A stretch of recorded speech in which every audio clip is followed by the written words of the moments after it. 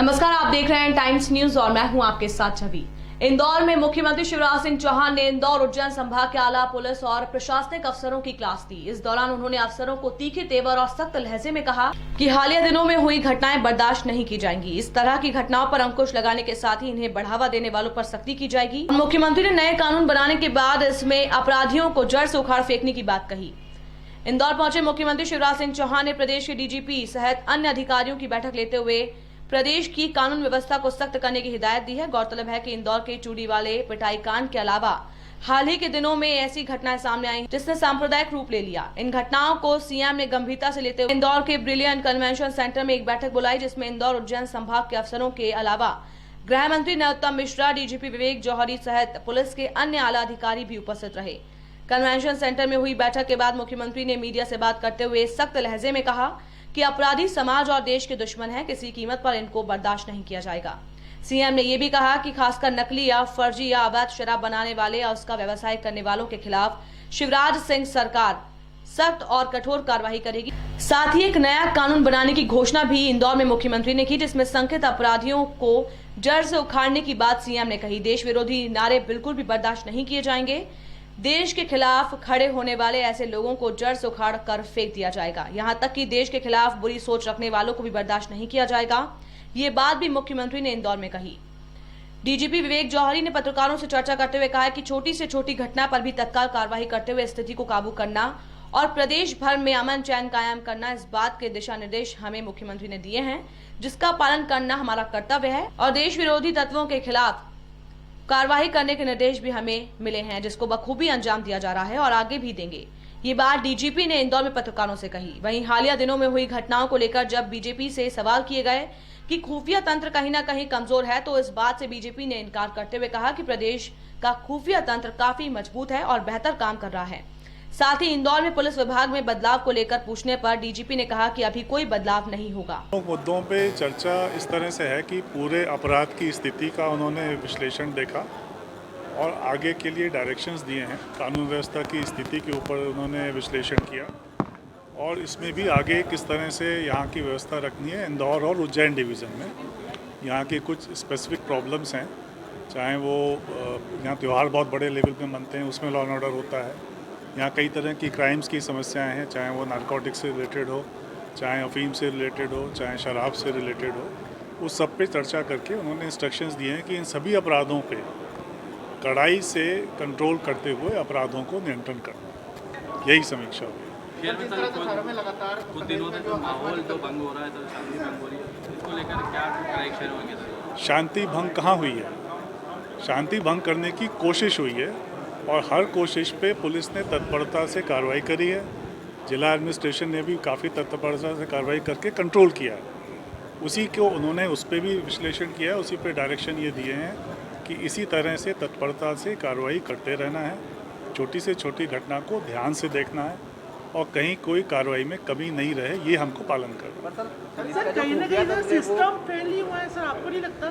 Sir Regal पे प्रदर्शन हो गया, उसके बाद में सर एक दूसरी जगह पे प्रदर्शन हो गया, उज्जैन में हो गया, तो सर कहीं ना कहीं आई भी इस चीज़ को मतलब पकड़ नहीं पाई या सर उसको मतलब देखिए पता ऐसा नहीं चला है, समय पे? नहीं, पब्लिक जब इकट्ठा होती है और अलग अलग जगह से आके इकट्ठा होती है तो वो तो हो जाती है। या तो हम कर्फ्यू लगा के रखें क्या? अब वो कोविड का समय तो नहीं है जिसमें हमारे रिस्ट्रिक्शंस थे, तो यदि वो बिना अनुमति के इकट्ठा होते हैं तो उस पर उस तरह से कार्रवाई की जाती है, उनको उस वक्त रोका जाता है, तो उस पर अपराध भी दर्ज होता है, उनकी गिरफ्तारी भी होती है। सर पुलिस का जो खुफिया तंत्र है वो कहीं ना कहीं फेल होता नजर आ रहा है, कहते हैं हम लगातार सोशल मीडिया पे भी वॉच करते हैं और इसके जो मैसेज इस तरह के सोशल मीडिया पे लगातार वायरल हो रहे थे, उसके बावजूद भी मॉनिटरिंग नहीं हो पाई और इतने लोग भीड़ एकदम से इकट्ठा हो जाते हैं। नहीं, ऐसा नहीं है, मॉनिटरिंग लगातार चलती है। इनफैक्ट सोशल मीडिया से काफ़ी हेल्प मिलती है हम लोगों को, काफ़ी खबरें उसमें आ जाती हैं हमें और उसी हिसाब से हम अपनी तैयारी करते हैं कि यदि लोग इकट्ठा हो रहे हैं या हो गए हैं तो कैसे कार्रवाई करना है, उसी पे आधार सर पर आप की एक जाती है। बदलाव महसूस नहीं कर रहे हैं सर? सर एक ऐसा बदलाव सर कि जिसमें अधिकारियों के नाम से टेरर हो सर, एक खौफ हो अपराधियों में सर, आप एक ऐसे बदलाव की आवश्यकता कुछ जगह पर सर, खासकर इंदौर है या भोपाल है, खासकर इंदौर में आपको नहीं लगता कि सर होना चाहिए बदलाव सर, जरूरी है सर? मेरे हिसाब से तो ये है, बदलाव की क्या ज़रूरत है इसमें? क्या यहाँ पे अपराधियों के खिलाफ कार्रवाई नहीं हो रही है या सर क्या? टेरर तो नहीं है सर? टेरर आप कैसा चाहते हैं? सख्ती सर नहीं है, एक सर खौफ देखिए पता ऐसा नहीं चला है, समय पे। नहीं पब्लिक जब इकट्ठा होती है और अलग अलग जगह से आके इकट्ठा होती है तो वो तो हो जाती है। या तो हम कर्फ्यू लगा के रखें क्या?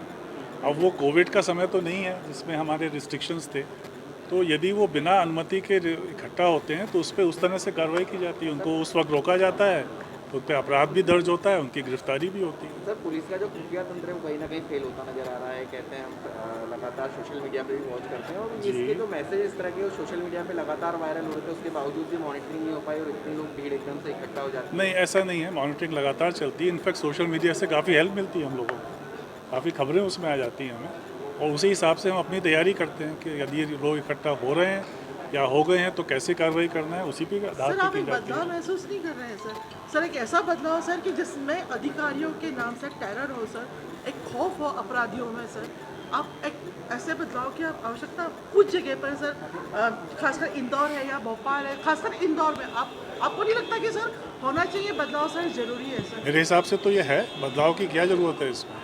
क्या यहाँ पे अपराधियों के खिलाफ कार्रवाई नहीं हो रही है या और सर क्या? टेरर तो नहीं है सर, टेरर आप कैसा चाहते हैं? सख्ती सर नहीं है, एक सर खौफ नहीं है सर, ये आपको मानना पड़ेगा भी नहीं, ये आपको रियलाइज करना पड़ेगा सर, खौफ नहीं है आगामी सर। त्योहारों को देखते हुए आई डोंट एग्री। हम लोग डेमोक्रेसी में रहते हैं, पुलिस का खौफ नहीं होता है इसमें, पुलिस सबकी दोस्त होती है और सिर्फ अपराधियों पे कार्रवाई करती है।